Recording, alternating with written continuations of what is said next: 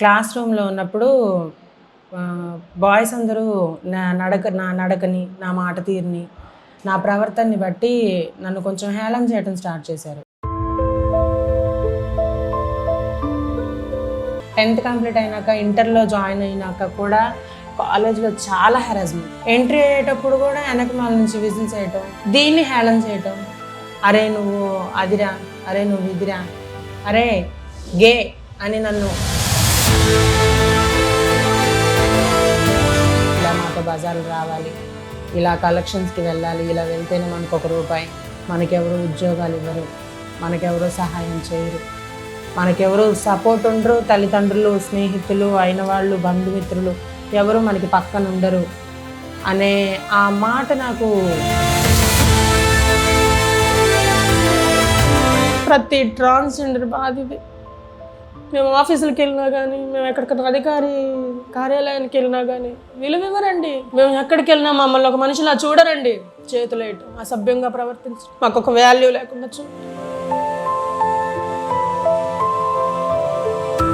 ఏ ఏరియాలో అయితే నేను కాలికి చెప్పులు లేకుండా కొట్టెక్కి ఇలాగ చప్పట్లు కొట్టుకుంటా బాధపడ్డాను, అదే ఏరియాలో ఇప్పుడు ఎమ్మెల్యే గల్లా మాధవి గారి కారులో కూర్చున్నారు. గర్వంగా కారు దిగుతుంటే ఐఎమ్ సో ప్రౌడ్. నేడు ఎమ్మెల్యే గల్లా మాధవి పశ్చిమ నియోజకవర్గానికి ఒక అధికారి. మేడం గారు వారి మాట నిలబెట్టుకుంటారన్న దానికి నేనే చిహ్నం సార్. మేడం, అక్క, అన్న, చెల్లి, తమ్ముడు, అమ్మ, నాన్న అందరికీ ఇది నాతోనే మొదలవ్వాలి. జెండర్కి మాత్రమే వాల్యూ కాదు, ఇది ప్రతి మనిషికి వాల్యూ. ఇది పదవికి వాల్యూ, ఇది సమాజానికి వాల్యూ, ఇది ప్రతి ఒక్కరికి వాల్యూ ఇచ్చే ఒక స్టెప్. గుంటూరు పశ్చిమ నియోజకవర్గంలో మొన్న మహిళా దినోత్సవం, అంతర్జాతీయ మహిళా దినోత్సవం సందర్భంగా అయితే కార్యక్రమంలో అంటే గల్లామాధవి గారు వచ్చిన కార్యక్రమంలో అయితే ఒక కొత్త విశేషం కూడా చోటు చేసుకుంది. అదేంటంటే అందరూ మహిళలను ఆహ్వానించే దాంట్లో కూడా ట్రాన్స్జెండర్స్ని కూడా ఆహ్వానించడం, వాళ్ళకి కూడా వాళ్ళతో సమానంగా ఇవ్వడం కూడా ఒక కొత్త పరిణామం అయితే మనం చూసాము. మరి అదే కోణంలో మరి అందరినీ సపోర్ట్ చేయాలి, వీళ్ళను కూడా, వీళ్ళు మనుషులు, వీళ్ళు ఒక అని గల్లామాధవి గారు సపోర్ట్ చేయడం ఆ రోజు స్టేజ్ మీద చూసాం. అయితే అంతవరకే పరిమితమేమో అని అనుకున్న తరుణంలోనే ఈరోజు గల్లామాధవి గారి ఆఫీస్లోనే వర్షిని మరి అసలు మీకు చూపిస్తున్న, ఎందుకంటే మరి ఎందుకు మీకు మేడం గారు వర్క్ ఇచ్చారు, మీరు ఎలా పరిచయం అయ్యారు, అసలు మీరు గతంలో ఎలాంటి బాధలు ఎదుర్కొన్నారు, ఇక్కడ దాకా ఎలా వచ్చారు? అందరికీ హాయ్ అండి. నా పేరు Varshini. My real name is Nakka Jeevan Kumar. నా బాండింగ్ వచ్చేసి పొన్నూరు రోడ్ ఆంధ్ర ముస్లిం కాలేజ్ దగ్గర గుంటూరు సాయిబాబా కాలనీలో నక్కా వెంకటరమణ, నక్కా వెంకటేశ్వర్లు అనే దంపతులకి నేను జన్మించాను. సో అయితే నా లైఫ్ జర్నీ చిన్నప్పటి నుంచి నాకు ఊహ తెలిసింది 6th or 7th క్లాస్లో నేను ఇది అని నాకు అర్థమైంది. సో తర్వాత నా లైఫ్ జర్నీని స్టార్ట్ చేసుకుంటూ ఎన్నో స్ట్రగుల్స్. తండ్రి లేరు నాకు, తల్లే అన్నీ అయ్యి అన్ని విధాలుగా సపోర్ట్ చేసి ఎన్నో కష్టాల్లో నాకు తోడుండి 7th 8thలో మీకు తెలిసిందంటే ఎలా తెలిసిందంటే మీకు అమ్మాయిలాగా అనిపించడమా ఎలా? 7th 8thలో అంటే ఒక ఇన్సిడెంట్ జరిగింది. నేను క్లాస్ రూమ్లో ఉన్నప్పుడు బాయ్స్ అందరూ నా నడకని, నా మాట తీరుని, నా ప్రవర్తనని బట్టి నన్ను కొంచెం హేళన చేయడం స్టార్ట్ చేశారు. అప్పటి వరకు నేను అబ్బాయినే అనే ఒక అపోహలో ఉన్నాను. అయితే ఏం జరిగిందంటే ఆ ఇన్సిడెంట్ కొంచెం సీరియస్ అయింది. నన్ను ఎందుకు నువ్వు అంటావు, నేను అబ్బాయినే అన్న తర్వాత కొంచెం ఆ గొడవ పెద్దదవటంతో చిన్న గొడవ అక్కడ. ఆ గొడవ జరగటంతో అంత పబ్లిష్ అవడంతో నేను ఇంటికి వెళ్ళి చాలా ఫీల్ అయ్యాను. నేనేంటి అని అద్దం ముందు నుంచొని నన్ను నేను అడిగిన తర్వాత నా మనసుకి అదా ఇదా అని ఎంచుకోవాల్సిన ఒక సమస్య నాకు ఎదురైతే నేను ఇది అని ఒక బొట్టు బిళ్ళ నాకు నన్ను నేను తెలిపింది. అదేంటి ఎలా బొట్టు? ఒక స్టిక్కర్. ఎలా అంటే మా అమ్మ ఇంట్లో లేనప్పుడు నా ప్రవర్తన అది. నేను ఒక అమ్మాయిలా ఉంటే ఎలా ఉండిద్ది అలా అనుకునేదాన్ని. ఆ స్టిక్కర్ని మళ్ళీ నేను ఎప్పుడైతే నా నుదుట్లో పెట్టుకున్నానో అదే స్టార్ట్ ఇంకా నా లైఫ్లో. మీరు అమ్మాయి అని అనుకున్నారు? అమ్మాయి అని అనుకున్నాను, ఇంకా ఫిక్స్ అయిపోయాను. ఆబ్వియస్లీ ఐఎమ్ ఏ గర్ల్, నేను ఒక అమ్మాయిని. ఎస్, ఐఎమ్ ఏ గర్ల్, నేను ఇదే. అప్పటి నుంచి స్టార్ట్ అయిన నా లైఫ్ జర్నీ ఇంట్లో వాళ్ళు ఒప్పుకోకపోవటం వల్ల, నాకు సొసైటీలో సపోర్ట్ లేకపోవటం వల్ల చాలా అంటే చాలా. 10th కూడా ఓపెన్ 10th నేను రాసింది. ఓపెన్ 10th రాసి ఆ ఓపెన్ 10th రాయడానికి ఫీజు కట్టుకోవడానికి కూడా నేనే పనికి వెళ్ళి దాన్ని స్ట్రగల్స్ని ఎదురు చూసి 10th కంప్లీట్ అయినాక ఇంటర్లో జాయిన్ అయినాక కూడా కాలేజ్లో చాలా హెరాస్మెంట్. ఎలా ఉండేది హెరాస్మెంట్ మీకు? అసలు ఎలా ఉండదంటే, నేను కాలేజ్లోకి వెళ్తాను, ఎంట్రీ అయ్యేటప్పుడు కూడా వెనకమాల నుంచి విజిల్స్ వేయటం. మామూలుగా మా కమ్యూనిటీలో మా వృత్తి ఇది. దీన్ని హేళన చేయటం. అరే నువ్వు అదిరా, అరే నువ్వు ఇదిరా, అరే గే అని నన్ను స్వతంత్రంగా వాళ్ళకి ఇష్టం వచ్చినట్టు వాళ్ళ వాక్చాతుర్యంతో నన్ను ఎగతాళి చేయటం. ఇలా స్టార్ట్ అయ్యేది. ఇలా స్టార్ట్ అయిన తరుణంలో ఇంటర్ ఫస్ట్ సెమ్ రాశాను. ఫస్ట్ సెమ్ రాసిన తర్వాత ఇంకా పాత బస్ స్టాండ్లో వాళ్ళు కలెక్షన్కి వెళ్తున్నారు హిజ్రాలు. వెళ్తుంటే నేను నా స్నేహితుడు నాగమల్లేశ్వరరావు అని చెప్పి ఇద్దరం కలిసి, మేమిద్దరం బాగా ఫ్రెండ్స్ అనమాట. తను కూడా ఇదే, ఇద్దరం కలిసే ఇందులోకి వచ్చాం, మారాం. వాళ్ళ అనుకోని పరిచయం, నువ్వు ఇలా అనుకుంటున్న నీ ఆశని, నా కోరికని ముందుకెళ్ళేదానికి ఒక దారి చూపెట్టింది. నువ్వు ఇది కాబట్టి నువ్వు ఇలానే నువ్వు ప్రూవ్ చేసుకోమని వాళ్ళ కమ్యూనిటీలో జాయిన్ చేసుకున్నారు. వాళ్ళ కమ్యూనిటీలో జాయిన్ చేసుకున్న తర్వాత కొన్నాళ్ళకి నువ్వు ఇట్లా ఉండాలి, ఇలా మాతో బజార్లు రావాలి, ఇలా కలెక్షన్స్కి వెళ్ళాలి, ఇలా వెళ్తేనే మనకు ₹1, మనకెవరు ఉద్యోగాలు ఇవ్వరు, మనకెవరు సహాయం చేయరు, మనకెవరు సపోర్ట్ ఉండరు, తల్లిదండ్రులు స్నేహితులు అయిన వాళ్ళు బంధుమిత్రులు ఎవరు మనకి పక్కన ఉండరు అనే ఆ మాట నాకు ఎలా అంటే ఇంకా స్టాండ్ అవుట్. ఇంకా నేను అక్కడ ఆగిపోయాను. చెప్పినట్టు చేసేసాను. ఏమైంది, తర్వాత వెళ్ళాను కమ్యూనిటీలోకి వెళ్ళినాక కూడా నా స్నేహితురాలు నేను తీసుకున్న ఒక నిర్ణయం, చదువుని ఆపకూడదు. ఏం చేసినా, ఎన్ని ఎగతాళిలు పడినా, ఎంత అవమానం అనుభవించినా కానీ అక్కడే ఉండాలి, చదువుకోవాలి, ఒక గుర్తింపు కావాలి. ఇది ఎప్పటికన్నా రాని గుర్తింపు, ఖచ్చితంగా ఒక అవకాశం వచ్చిద్ది అనే ఆశతోటి నేను నా స్నేహితురాలు అట్లానే మూవ్ అయ్యి డిగ్రీ కంప్లీట్ చేసాం.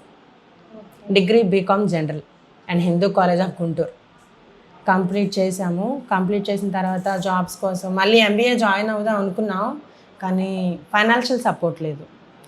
వీళ్ళంటే MBA డిగ్రీ, ఇప్పుడు ఇవన్నీ డిగ్రీ ఇంటర్ కూడా ప్యాంటు షర్ట్లోనే కాలేజ్కి వెళ్ళేవాళ్ళ? నో. ఎప్పుడైతే ఇట్లా మేము మారాము అని పబ్లిక్కి కొంచెం తెలిసిందో, ఇంట్లో వాళ్ళకి చెప్పుకున్న తర్వాత వాళ్ళు యాక్సెప్ట్ చేసే ఈ గ్యాప్లో ఫస్ట్ ప్రిన్సిపల్ గారి దగ్గరికి వెళ్ళాం డైరెక్ట్. సార్ మేము మారచ్చు, కానీ మా బిహేవియర్ మారదు.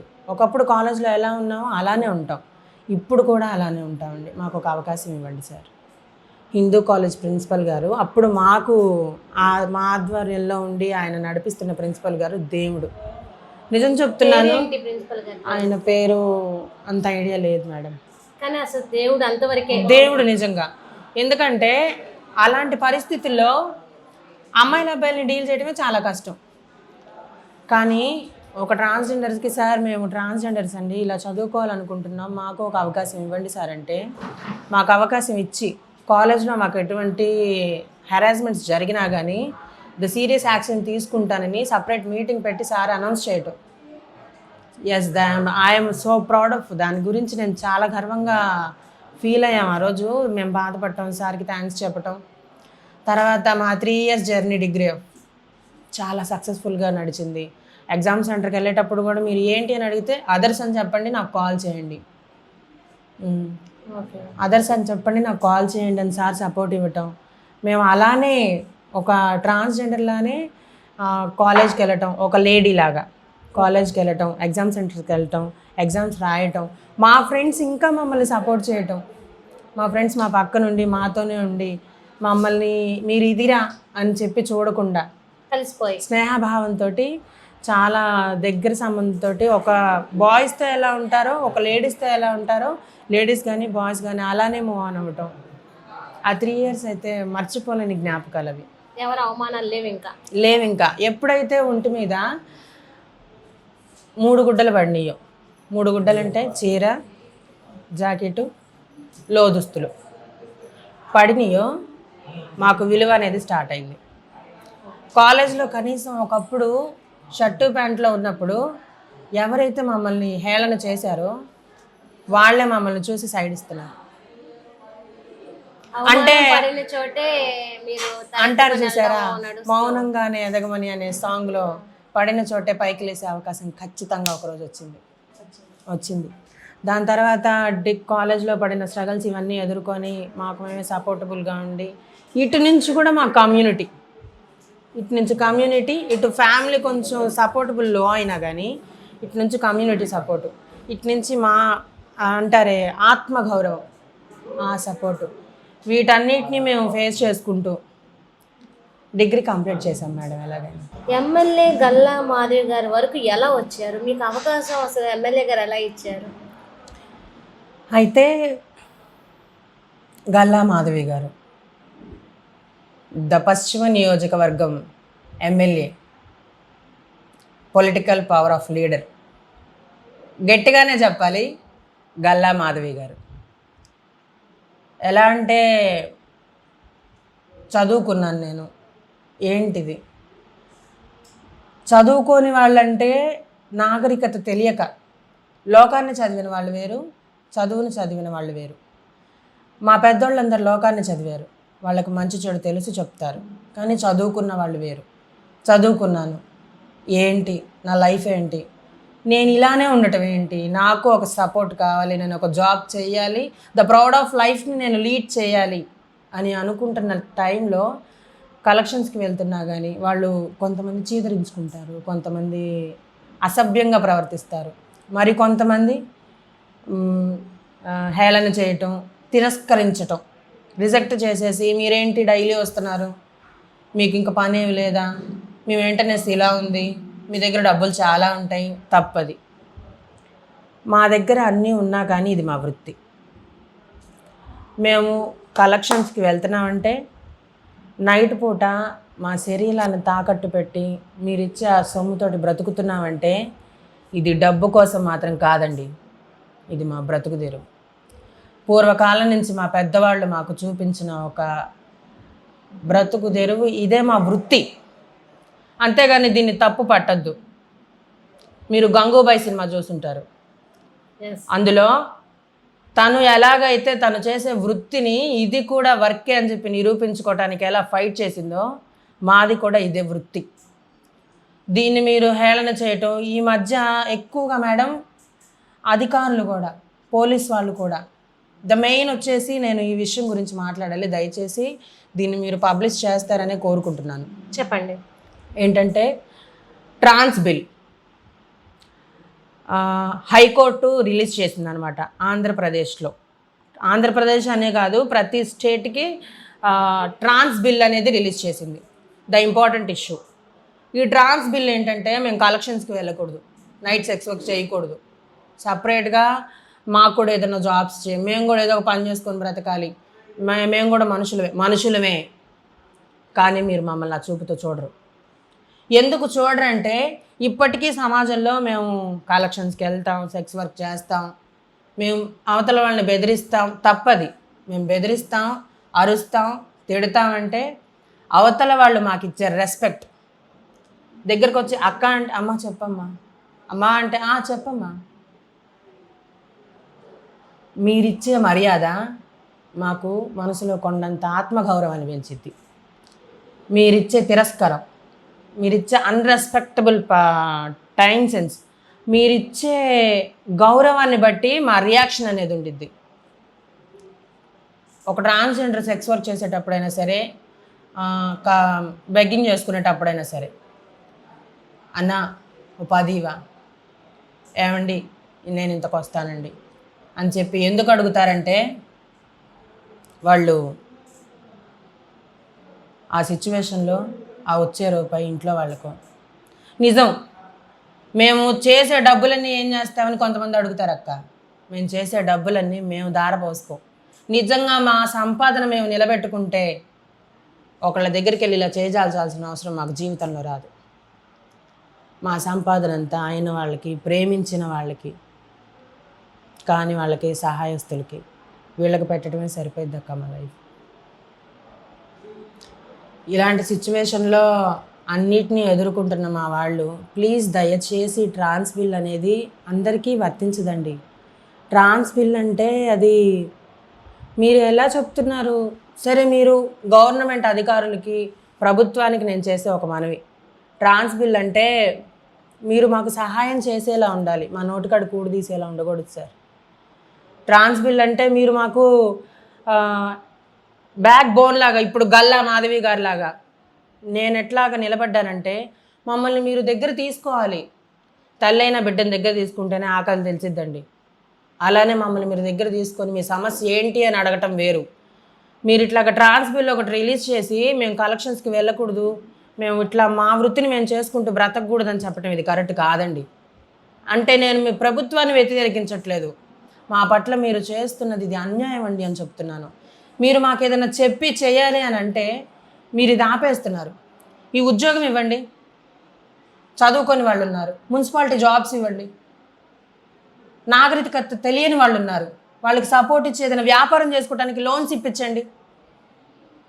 బయట ప్రపంచం ఏంటో అర్థం కాని వాళ్ళు ఉన్నారు, వాళ్ళకు ఒక జెండర్ ఆఫ్ సర్టిఫికెట్ ఇవ్వండి. మీరు భయపడొద్దు. బయటకు వచ్చి ప్రపంచానికి పరిచయం చేసుకున్న తర్వాత మీరు బ్రతకటానికంటూ ఒక దారి ఉంది, మీరు గౌరవంగా బతకండి, మీకు ప్రభుత్వం సపోర్ట్గా ఉందని చెప్పడం వేరు సార్. ఇప్పుడు బ్రతుకుతున్న ఈ సమాజంలో ఇన్ని స్ట్రగల్స్ని ఎదురు చూస్తూ మీరు ఇన్స్టాలో, ఫేస్బుక్లో, ద సోషల్ మీడియాలో మీరు చూస్తూనే ఉంటారు మేడం. ఇప్పుడున్న జనరేషన్లో మాకు భయపడటం మానేసి మా మీద రివర్స్ అవుతున్నారు. మేము బ్రతిమలాడుకునే స్టేజ్లో ఉన్నాం మేడం, ఒకరిని బెదిరించే స్థితిలో లేవు. కానీ ఇక్కడ మీరు చాలా చక్కగా ఇంగ్లీష్ లర్నింగ్ బాగా మాట్లాడుతున్నారు, వివరణ, మీరు హిజ్రాలు ఏమేమి ఇబ్బందులు పడతారు అయ్యి చెబుతున్నారు. కానీ మీకొక్కళ్ళకే ఉద్యోగం చేసి నేను బతకాలనే ఆలోచన మీకు ఎందుకు వచ్చింది? ఆ అవకాశం మీకు ఎమ్మెల్యే గారు ఎందుకు ఇచ్చారు? ఇది ప్రాసెస్ ఎలాగంటే, నాకు జాబ్ వచ్చే ఒక 1 month బ్యాక్ గల్లా మాధవి గారు విన్నాను, కానీ కనపరుచుకోలేదు. నేనే విన్నాను. ఎమ్మెల్యేగా పోస్ట్ వచ్చిన తర్వాత మేడం గారు చేస్తున్న హార్డ్ వర్క్ పబ్లిక్లో ఒక బిగ్గెస్ట్ టాక్ అయింది. అది మా యూత్కి కూడా మా వరకు వచ్చింది. మేడం గారు ఇలా హెల్ప్ చేస్తున్నారంట. మరి శివమ్మ గారు అని చెప్పి మా పెద్దమ్మ, మాకు నాని గురువైద్ది, ఒకానొకందుకు ఆమె కూడా ఒక వార్డు మెంబర్షిప్ తీసుకున్న వాళ్ళు అయి ఉండటం వల్ల మాకు ఈ అవకాశం దక్కిందనే చెప్పొచ్చు. సో అయితే ఒకరోజు మేడం గారు, గల్లా మాధవి గారు మా కోసం ఒక బిల్లు తీసుకొని వచ్చి, ఎమ్మెల్యే గల్లా మాధవి గారు మేడం గారు మా కోసం బిల్లు తీసుకొని వచ్చి దాని గురించి పార్లమెంట్ మీటింగ్లో పెట్టి దానికోసం ఒక ఫైట్ చేసి, ట్రాన్స్జెండర్ అంటే వాళ్ళు ఒక జెండర్కి సంబంధించి సమాజంలో మూలన ఉండకూడదు, మేడం గారు మమ్మల్ని కూడా ఫైల్లోకి తీసుకురావాలి, మాకు కూడా ఒక వాల్యూ కావాలి, వాళ్ళు కూడా మనుషులే, వాళ్ళకు ఒక రెస్పెక్ట్ ఇవ్వాలి, వాళ్ళు కూడా సమాజంలో రెస్పెక్టబుల్గా బతకగలరు అని మా కోసం ఫైట్ చేసి, జాబ్స్ గురించి నా దగ్గరికి రండి, మీకు ఏదన్నా అవకాశం కావాలంటే మా దగ్గరికి రండి అని చెప్పటం. తర్వాత అది కొంచెం పబ్లిష్ అయ్యి మా దగ్గరికి రావటం, శివమ్మ గారి ద్వారా నాకు తెలిసింది ఈ విషయం. తెలిసిన తర్వాత నేను అంటే ఇది ఎలా ఉండిద్దంటే మా పెద్దవాళ్ళని కించపరిచినట్టు ఉండిద్ది, కానీ కాదు. అప్పుడున్న పరిస్థితుల్లో వెళ్ళకూడదని మేమే ఆగిపోయాం. తెలిసిన తర్వాత కానీ ఆ సిచ్యువేషన్లో మా గురువు గారు ఒక మాట అన్నారు, నాన్న గల్లా మాధవి గారే కాదమ్మా, ఎవరైనా కానీ నిజంగా సీఎం గారే వచ్చి ఉద్యోగం ఇచ్చినా, లేదా మన పెద్ద ఆయన మోదీ గారు వచ్చి మనకు జాబ్ ఇచ్చిన, గవర్నమెంట్ జాబ్ ఫిక్స్డ్గా ఇచ్చిన, మనకి సొసైటీలో ఉన్న వాల్యూ మారదు నాన్న, ఇది ఫిక్స్డ్గా. సోహెల్ అని చెప్పి మా కమ్యూనిటీలో పెద్దమ్మ, ఆవిడ గారు అంతకుముందు జడ్జి గారి దగ్గర ప్లీడర్గా పనిచేశారు. సో అయితే ఆమెకు మంత్లీ శాలరీ వచ్చేసి 70K అండ్ 80K. ఆమె ఇట్లనే ఒక ట్రాన్స్లోనే వెళ్ళి జాబ్ చేసుకొని వచ్చేది. అయినా కానీ ఆమెని వాళ్ళ కొలీగ్సే దగ్గరికి రానివ్వకపోవటం, జాబ్ చేసే చోట మనతో పనిచేసేవారే మనకి సహకరించకపోతే ఎలాగండి? అలాంటి సిచ్యువేషన్స్ నుంచి మనం బయటకు వచ్చాం నాన్న. మనకు కరెక్ట్ కాదురా, మనకి ఎక్కడ వాల్యూ ఉండదు అని నన్ను నిరుత్సాహపరిచారు. ఓకే. ఆ తర్వాత సో అయితే తర్వాత ఏం జరిగింది, ఇంక నేను ఇలా కాదు కానీ ఖచ్చితంగా ఒక అవకాశం వచ్చింది. నేను ఆ టైంలో ఏమనుకున్నానంటే, దేవుడా ఒక్క అవకాశం ఇస్తే నన్ను నేను ప్రూవ్ చేసుకుంటాను. ఆ టైంలో మేడం గారు ఆపర్చునిటీ ఇవ్వటం, నేను ఆ తర్వాత తెలుసుకొని మేడం గారి దగ్గరికి చిన్న ఇన్సిడెంట్ జరగటం వల్ల అమ్మగారు ఆరోగ్యం బాగోపోవటం వల్ల మేడం గారి దగ్గరికి ఇంక అట్లా ఇంటికి వచ్చాను. ఈ గ్యాప్ ఎందుకు అన్యూజ్ చేసుకోవాలి, త్రో అవుట్ చేయకూడదు. నాకు ఈ ఛాన్స్ అనేది దేవుడిచ్చిన ఒక అవకాశం అనుకొని నేను ఆఫీస్కి వచ్చాను. ఆఫీస్లో అప్పారావు గారు వాళ్ళందరూ ఉండి, మా ఏంటమ్మా అని అడిగారు. సార్ ఇట్లాగా గల్లా మాధవి గారు ఎమ్మెల్యే గారు ఇట్లాగా జాబ్ ఛాన్సెస్ అని చెప్పి ఒకసారి అనౌన్స్ చేశారండి మీటింగ్లో, ఇట్లాగా మా శివమ్మ గారు చెప్పారండి అని చెప్పిన తర్వాత అవునమ్మా ఖచ్చితంగా ఇస్తానన్నారు, నీ డీటెయిల్స్ ఇచ్చేళ్ళమ్మా అన్నారు. డీటెయిల్స్ ఆఫీస్లో ఇచ్చాను. నేను ఏమనుకున్నానంటే పట్టించుకోరులే, వదిలేస్తారులే, తీసుకున్నారు ఏదో పేరు, మామూలు ఫార్మాలిటీ కోసం రాసుకున్నారు అని చెప్పి నేను ఈజీగా వదిలేశాను. కానీ ఆ రోజు సాయంత్రానికి నాకు ఫోన్ వచ్చింది, మేడం మిమ్మల్ని గల్లా మాధవి గారు కలవాలనుకుంటున్నారు, ఖచ్చితంగా ఒకరోజు రండి. ఒకరోజు కాదు, రేపే రండి, ఉదయం రండి మేడం ఆఫీస్ కంటే.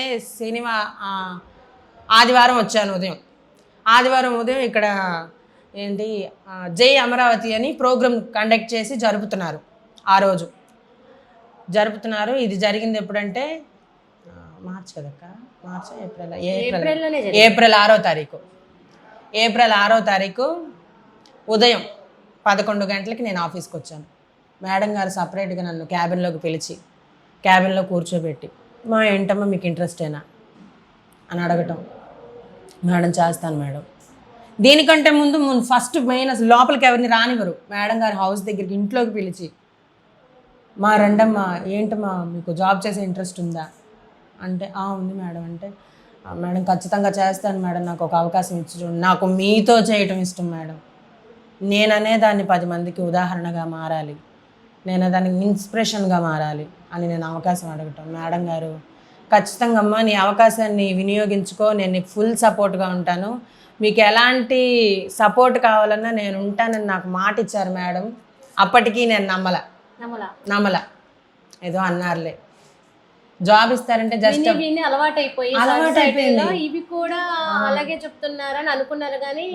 కానీ ఈ కన్ఫర్మేషన్ గా మీకు ఇస్తారనేది నమ్మల ప్రపంచం దృష్టిగానే చూశాను. ఇలా పైపైన రాజకీయ నేతలు మాట్లాడతారు కానీ ఎవరు చెయ్యరు, పైకే ఇదంతా పైకే.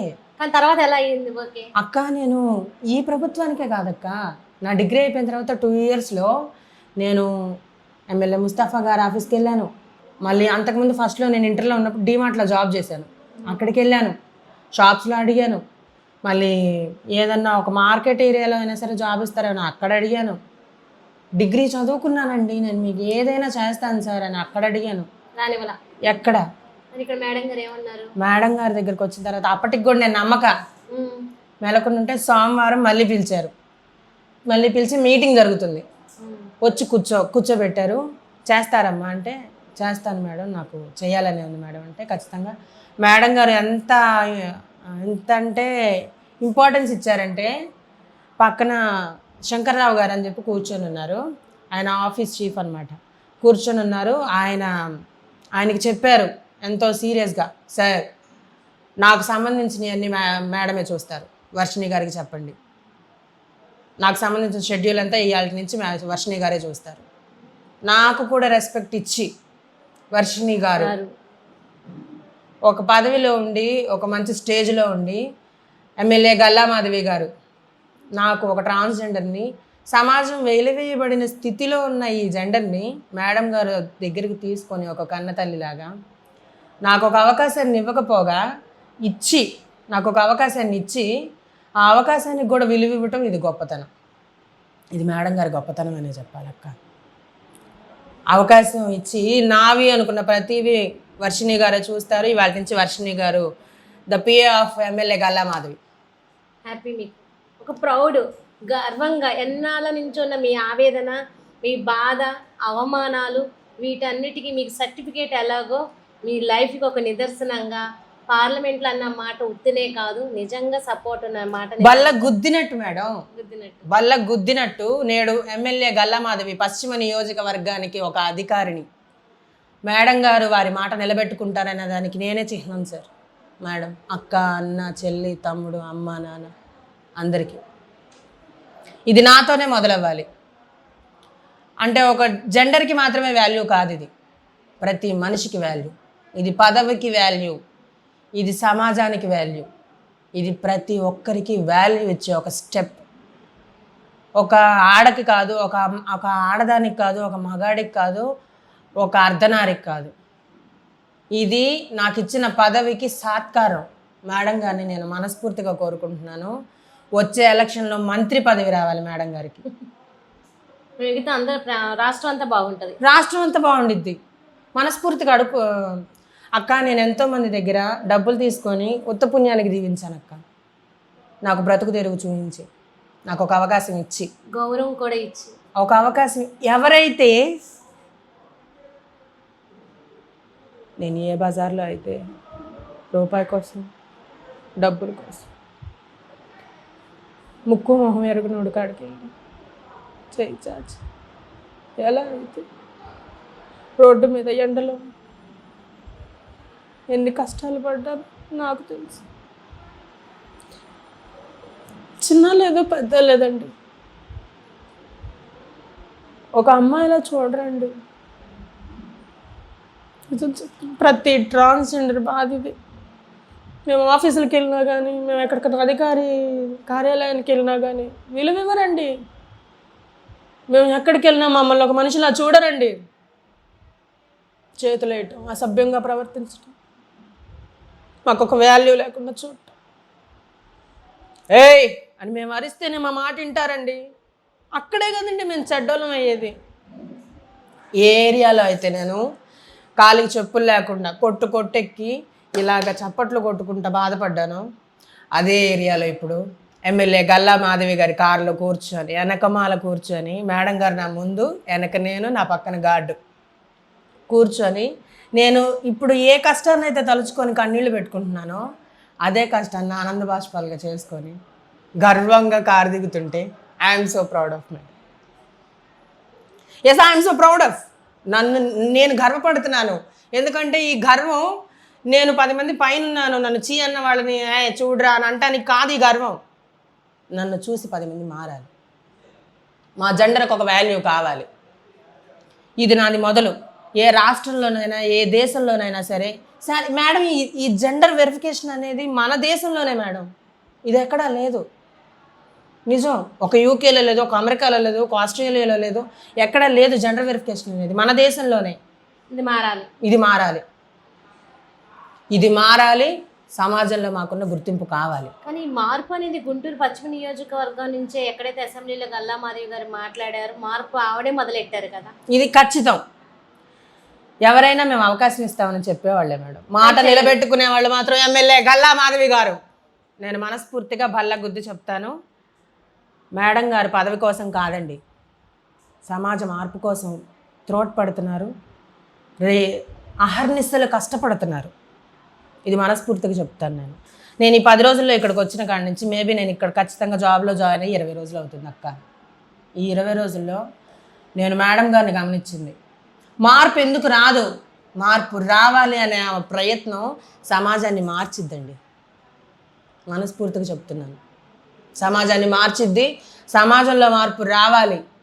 జెండర్ వెరిఫికేషన్ చూయించే మాలాంటి వాళ్ళని తీసుకొచ్చి ఆ కుడి చేతి భుజంలా వాడుకుంటున్న మేడం గారు ఖచ్చితంగా రేపటి రోజుల్లో ఉన్నత పదవులకి చేరుకుంటే అది మనలాంటి వాళ్ళందరికీ ఒక సహకారం, ఒక సహాయం. నేను ఇప్పుడు ఎవరినైతే, ఏ ప్రభుత్వం అయితే మీరు ప్రశ్నిస్తున్నారు కానీ సమాధానం చెప్పరేంటని అడుగుతున్నానో అదే ప్రభుత్వాధికారం అనేది ఎమ్మెల్యే గల్లా మాధవి గారి చేతికి వస్తే ఖచ్చితంగా రాష్ట్రం కాదండి, దేశమే మారిపోయింది మేడం. మనస్ఫూర్తిగా చెప్తున్నాను. అసలు ఎంత హృదయం ఎంత రోజులకని ఇవన్నీ వింటే ఎంత చలించిపోతుందంటే, ఎందుకంటే మనం రోజు రోడ్డు పక్కన కానీ ట్రాఫిక్ లాగినప్పుడు చూస్తాం, నిజంగానే అసహించుకుంటాం, తిడతాం, పని చేసుకోవచ్చు అంటారు, రకరకాల మన ఎమోషనల్ ఫీలింగ్స్ అని వాళ్ళ మీద రుద్ది వాళ్ళు నిజంగా మానసికంగా కృంగ తీసేస్తున్నాం. ప్రతి ఒక్కళ్ళు ఇది ఒక ఆత్మ అంటే వాళ్ళ వాళ్ళ ఆత్మతో వాళ్ళు ఒకసారి మాట్లాడుకోవాలి ప్రతి ఒక్కళ్ళు, ఎంతవరకు మనం ఉంటున్నామా అన్నది. ఈ రోజున ఎందుకంటే అందరూ మాట్లాడతారు రాజకీయంగా, కానీ ఒక మాట అంటున్నారు, మాట నిలుపుకున్నారు, అసెంబ్లీలో మాట్లాడారు.